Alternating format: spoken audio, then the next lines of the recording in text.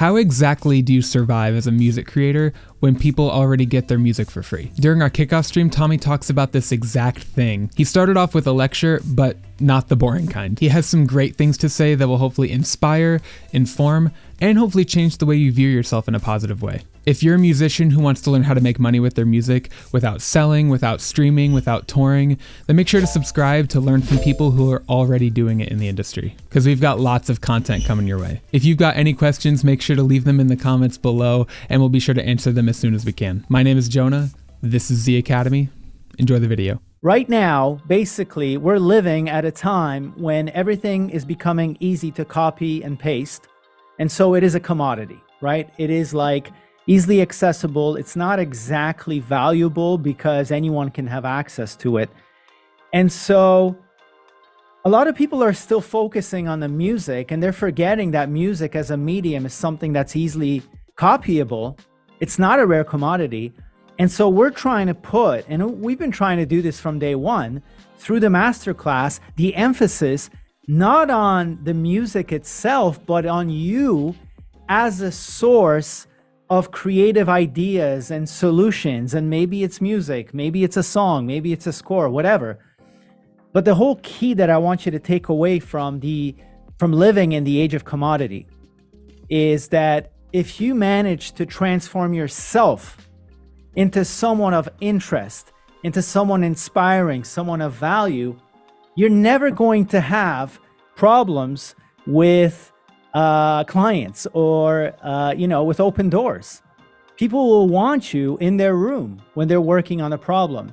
Whereas if you just focus on the technicalities of creating great music, whatever, and you're kind of invisible in the whole process as the source of this, you might have trouble. Okay? So here's a few thoughts I wrote down over my morning coffee. The sad truth about humans is that not everyone will choose to be one. I mean, I literally had conversations with people that said, if there is a chip that's going to be implanted, I'm going to be first in line. You know, it's like they want to be more of what they're not intrinsically, which is human. They want to be more like the machine. You know, they want to be more like their Apple laptop. And this is not a judgment call whatsoever. I'm just a fan of like doubling down on whatever it is that you're already working with that makes you unique. And that is being human. Like you were born a human. There's some kind of a hint or a sign for us to continue with that to its fullest path of realization, instead of trying to follow what the algorithms are doing or what technology is doing, which we are the fathers and the mothers of. We created algorithms, we created technology, but now it's like this thing where technology is starting to run the world and humans are getting mesmerized and hypnotized by it. Don't do that. Remember, you're a human, you're a creative, and you can do things that machines cannot do. And machines will do amazing things and they will continue to do greater and greater things. But so we will have to find our way as human beings and not as people who try to, replicate machines or trying to do the things that machines can already do, okay? In essence, this means that we got to take ownership of our being, of our will, of our resources, which is time and energy, and we got to turn ourselves into these rare and valuable sources of creation, hard to copy beings. So there's this saying, I don't know if you heard it in like business circles or whatever, salespeople know this. USP, unique selling proposition. Like anytime you talk about a product, it's like, well, what's the USP? How is this product unique? And everything we teach you guys in the masterclass is about you being the product. I know it sounds bad, but I don't mean it that way. It's just a fact I'm stating. Like Hans Zimmer is a product. Danny Elfman is a product. If you're into the Danny Elfman product, that's a very specific thing you're signing up for, which is very different than the Hans Zimmer product. But essentially, I'm trying to put the emphasis not on the tools and techniques, but on you developing yourself into the kind of proposition, quote unquote, that will be undeniable to people. Where film directors, where producers, where all kinds of people who need custom music solutions or whatever, creative problems to be solved, they'll be like, hey, I want John in the room, or hey, I want Nick in the room, or I want Matteo in the room. Why? It's not because of Demo 49, it's because of the person that this person is. It's like, maybe the music is not even going to go final, but I know I can count on them to give me an amazing idea that maybe will take us places, okay? It's all about really you developing yourself into a unique selling proposition. If you don't do this, the world is going to do it for you. And all of us have experienced this. Like, I had a stretch of time from the time I was 19 to probably 31 when I was just chasing after the world. So like, go to school. Okay, I went to school. Get a degree. Okay, I got a degree. Okay, go get a job. Where? I don't know, somewhere safe. Corporation, bank. Did that. The whole time hanging on to music at night, right? Like DJing, whatever, trying to get into music production. But I was basically like following a certain path instead of like realizing that I can actually author my journey.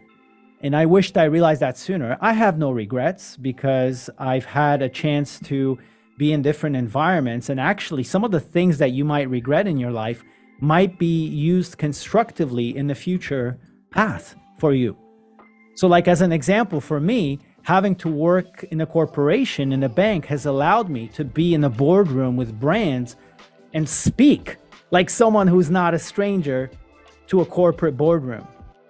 At the same time being a musician, which is a very unique combination of people. Like, oh my God, this guy used to actually work in a corporate career, but he's at the same time creative and musical. I mean, who else should we get to figure out how our brand should sound like, right? So that's kind of my USP, and everyone in this room needs to develop it. And we have some exercises in the masterclass, like the 3 circles, to help you develop your unique proposition. But let me get a little more like tactical and precise about like, how do you carve yourself into a unique, remarkable, rare, and valuable craftsperson? So you guys know this statue, right? David by Michelangelo. I know it's so abstract and so like hard to figure out, like, where do I start? Like, okay, I buy the idea that I should turn myself into a source of value that cannot be copied by an algorithm. And Michelangelo said something interesting. He said the sculpture is already complete within the marble block. To me, this says that you are the blocks. I'm the block. And at first, we're like a slab, a shapeless slab, That's how we all start. Slabs and slobs, basically, that are chasing the world, But at some point, and I always talk about this when I try to get people into the masterclass, I talk about answering your calling. So you start getting this whisper inside of you, like, which is probably what Michelangelo sees in the block. That's your calling. It's like you have this whisper inside of you that goes, dude, you don't want to be working, behind a counter or doing this forever. You want to be a creator. You actually want to move human beings with emotions. You want to be a maker, right? And so that is a calling, and that's something that you sense within yourself, right? And now it's about removing, just like Michelangelo says, he sculpts, he removes everything that is unnecessary to the block. So think about how much time you spend in your day actually doing things that do not positively contribute to the calling, to your calling. Like, we do everything but answering our call as far as our daily activities, right? And so that's definitely something that you have to become aware of. And when I think of a block, I also think of a day. It's like it's maybe too abstract to think of how to work on yourself. But the reality is it's not about working on yourself per se. It's about figuring out how to schedule your day so that you're doing the kind of actions, even if they're small, that are calibrated to a certain destination, that if you just keep repeating these actions on a daily basis, eventually you're going to have a statue of David, or whatever the statue is that you envision yourself being in 3 years. And hopefully it's the kind that cannot be replaced by algorithms. So I like to think of 3 cornerstone things when it comes to becoming an irreplaceable, rare craftsperson. One thing I keep reading on and on about in the biographies of people that I admire who are creative, and there's no way they would ever get replaced by an algorithm: active solitude. What do I mean by active solitude? It means you're not just sitting there like twiddling your thumbs on the couch for 3 hours a day and priding yourself on being away from society. No, but it's like taking the time to literally talk to yourself through journaling, for instance, building an inner strength, an inner kingdom that will make you feel confident that you can stand up to your circumstances. Because sometimes circumstances are quite overwhelming for us in a sense that you just feel like you just got to go with it. I just got to go with that day job. I don't see any other options. And you don't realize that like it's just a muscle that you haven't developed yet. And over time, you can develop the muscle to a point where you feel you can actually stand up to the thing that seems inevitable, like your day job, and say, hey, there's a chance. I feel like I'm feeling stronger and stronger and more confident that very soon I'll actually be able to think about leaving my career to answer my calling, you see? But you got to build that inner kingdom by separating yourself from your current circumstances. And that's what I mean by active solitude.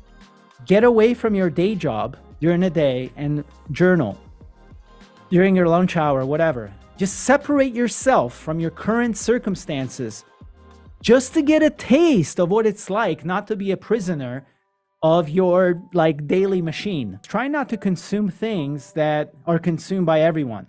I know that's kind of inevitable and we all do it to a certain extent, but try to find a source that will curate things for you, where you can listen to the best composers, where you can read the timeless books.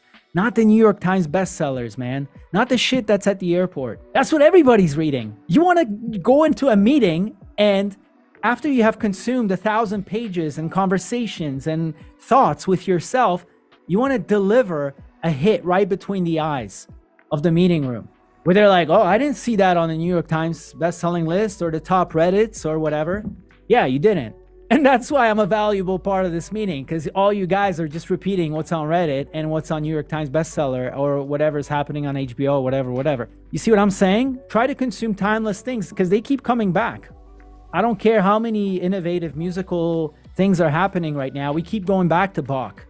We keep going back to Beethoven. We keep going back to Mozart. And anyone who's clued in will tell you this. Like, just see what kind of influences Radiohead is into, and you will see they're not things from today. If you read about his listening habits, you'll realize, holy crap, like they have nothing to do with the kind of music they're making. And yet they inspire them to go to a higher level, to go deeper, to be different. Don't just consume stuff, but reflect on it. Like when you keep a daily journal, literally try to reflect on the things that you watched or listened to today so that you extract some lessons or some conclusions from it, right? The second part of sculpting this marble is upgrading your skill and your sensibility. The question is not, are we followers? The question is, who are we following? And there's a good chance that, if somebody resonates deeply within you as a hero, you're going to try to follow in their footsteps in some way. And you got to be very careful with the heroes that you choose, because you can end up in a bad place if you choose the wrong heroes, or in a place that doesn't even realize your potential, your ultimate potential. So find someone that fascinates you, and then try to reverse engineer what they're doing and try to just replicate it as a technician. That's where your skills come in. But also, like, if you feed on remarkable things, I guarantee you, your sensibility is going to go up. So the things that you consider remarkable, the things that Danny Elfman considers remarkable, Hans Zimmer considers remarkable, whoever, they just have a higher level of taste buds. They've been around things that improve their choice making. People like Steve Jobs just had this sensibility for like, oh man, that's just gonna be like amazing. That's just gonna give people goosebumps. Where all the engineers were like, what are you talking about? No button, one button. That's impossible. We can't do that.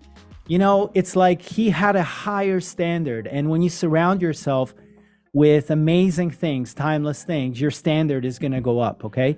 And don't worry about copying the masters. Your style will eventually emerge. As long as you're awake, you're not content to remain a copycat, okay? Your style will emerge eventually, but it's a process, okay? You can't grow an oak tree overnight. And also tap into like, what is the real purpose behind what you're doing? So a lot of people say, I'm a composer for moving media.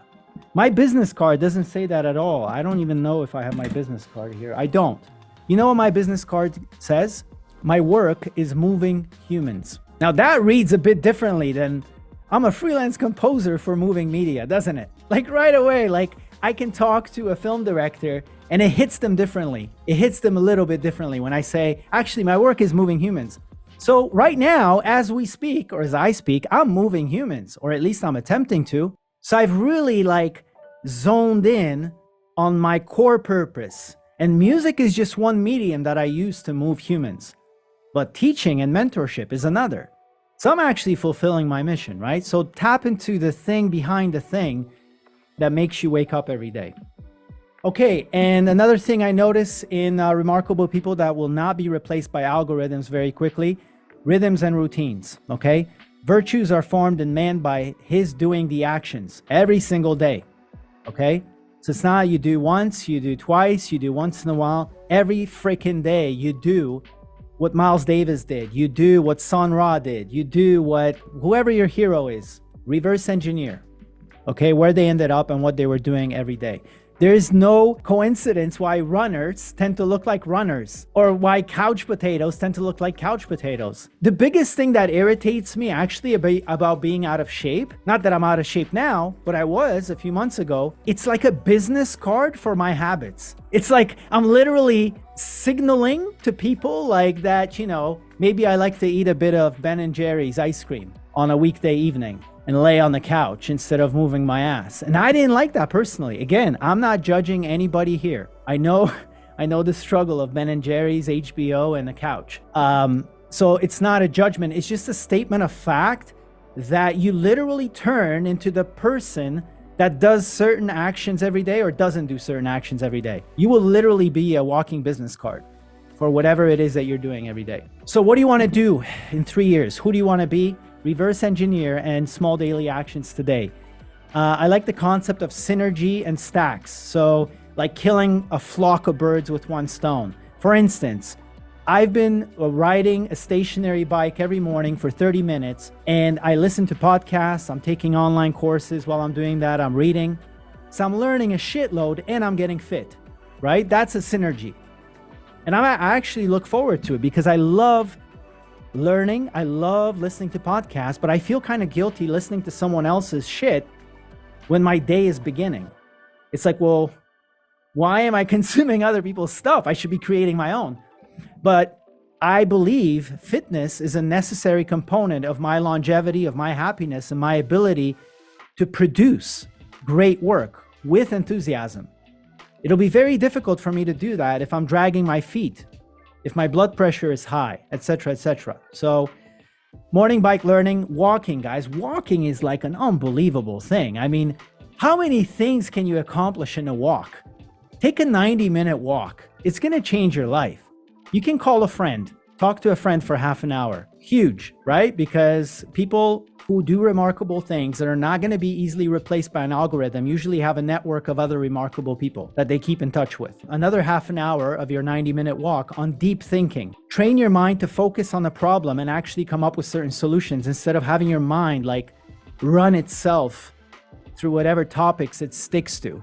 You be the captain of your mind during a walk and go, I'm going to think through a certain problem deeply. If you're a believer, if you're spiritual, pray. Pray during your walk. It does unbelievable things in your life. It gives you a sense of peace, a connection that transcends you. I mean, the worst thing for us creative people sometimes is to be stuck in your own head. Circular thoughts like loops over and over and over. It's like you get bored and frustrated by yourself, you know? I have this stupid habit, guys. I bought a pull-up bar in my studio here. It's in the vocal booth. And every time I come into the studio, as soon as I take off my backpack and my coat, I do 2 sets or 3 sets of 5 pull-ups. Then I do like 12 push-ups, and then I do 20 squats. And that's how I start my day. I won't even open my laptop or do anything until I do that first set. That's 1 set, by the way. I said 3, but 3 I'm gonna do throughout the whole day. So to break up my day, like 3 hours into work, I'll do another set. And then just before I leave the studio, that's like my trigger to do the final set. And that's what I do. And it seems silly, like really, like 3 sets of 10 push-ups, like what? But compounded, guys, compounded over 7 days, 30 days, 6 months. My physique has changed completely. And Matteo is on the call here. I mean, the guy can tell you, I don't know how many kilograms of muscle the guy made just by doing a simple, stupid workout every day. And it can be ridiculously small, ridiculously. Just like any other routine that you set up for yourself. And it should be ridiculously small because you want to be able to do it. Okay, that's success already. If you do 3 push-ups today, you're already successful. It doesn't matter what was yesterday. Today, you're someone who is practicing fitness. If you spend 15 minutes in your DAW today, you're a craftsperson. I don't give a shit what anybody says, because that's what craftspeople do. They spend every day in their workshop. Small, silly steps. Contact 3 people a day. That's 15 a week, that's 60 a month, that's 720 a year. Don't think about the year. 720 is a lot. If I tell you to get in touch with 720 people, your head starts spinning. You're like, I hate sales, I'll do it tomorrow. And then Ben and Jerry's HBO. But if I say just call 3 people in the business today, and don't worry about the project, worry about the people, you'll be like, 3? Okay, I can do 3. When you're done with 3, congratulate yourself, because you're actually practicing outreach and you're doing what remarkable people do. Tomorrow, do another 3 and another 3.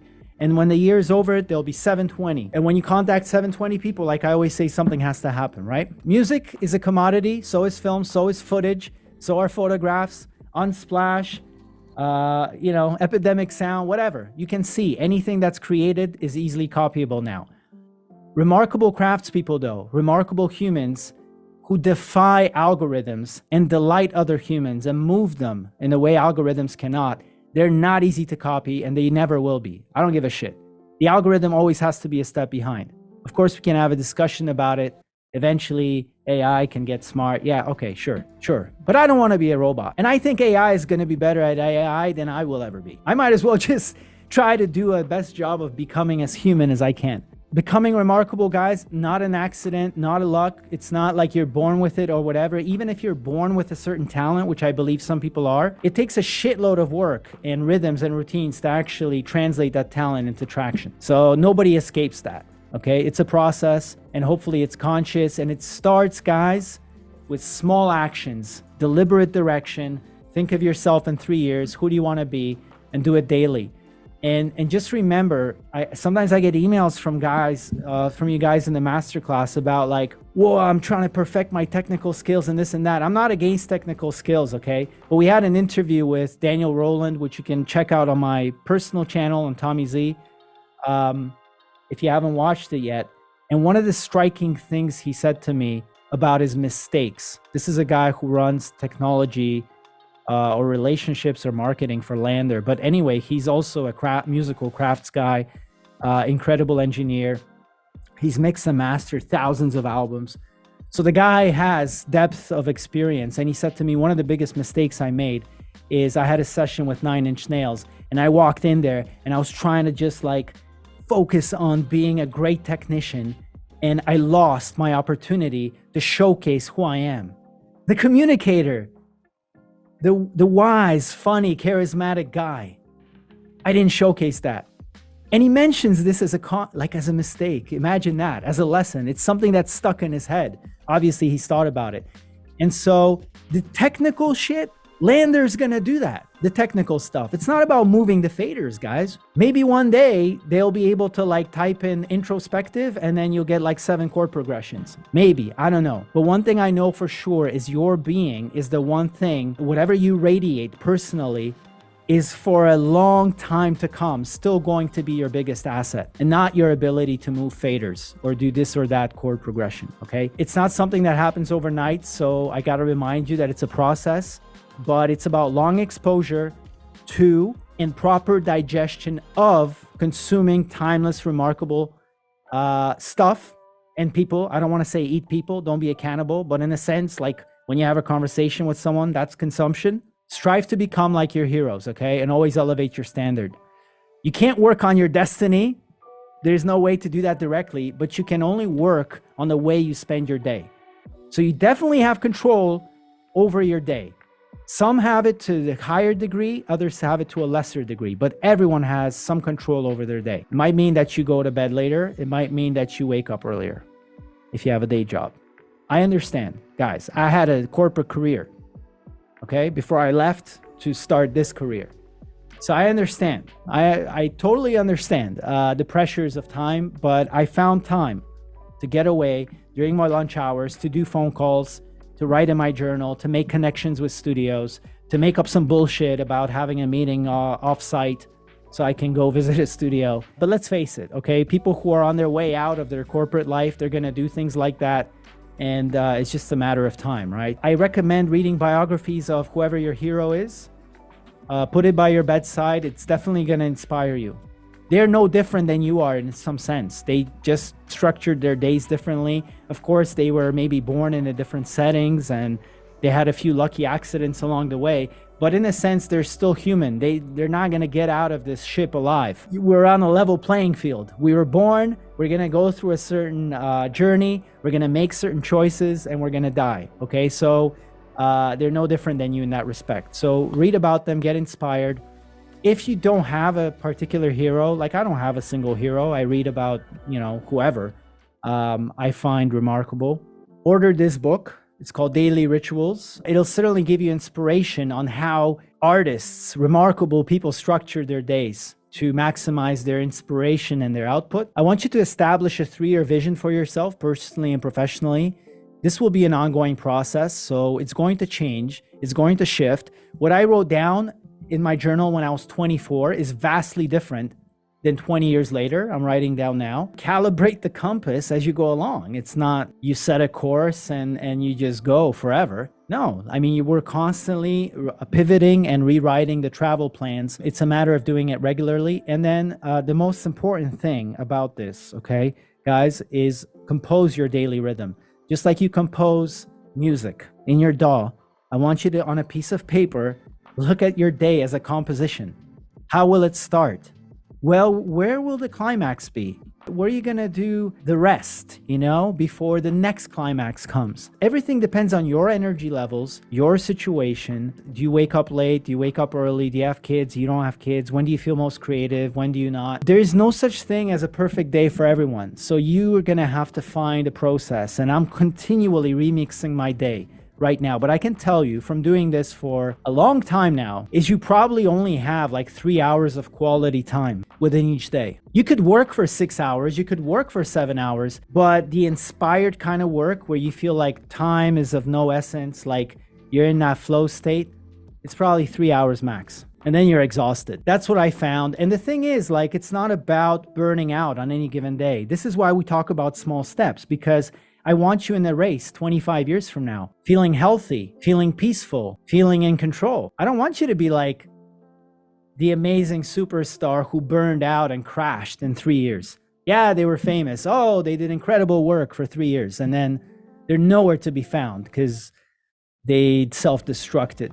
Take it slow, guys. Honestly, like my day should be a success before 2 p.m. That's how I have it scripted. If I don't get everything done by 2 p.m., that is important to me in my life, personally, emotionally, spiritually, professionally, then I have to kind of look at what I need to do different. Because from 2 p.m. onwards, I start reacting to the world. So that's when my meetings start happening, all those things. Because that's necessary also. Like we exist in a world and we exist in relationship to other people. And so we have to acknowledge that part of our day is going to be spent reacting. But this is why the first half of my day, I want to be the author. I don't want other things to distract me from my mission.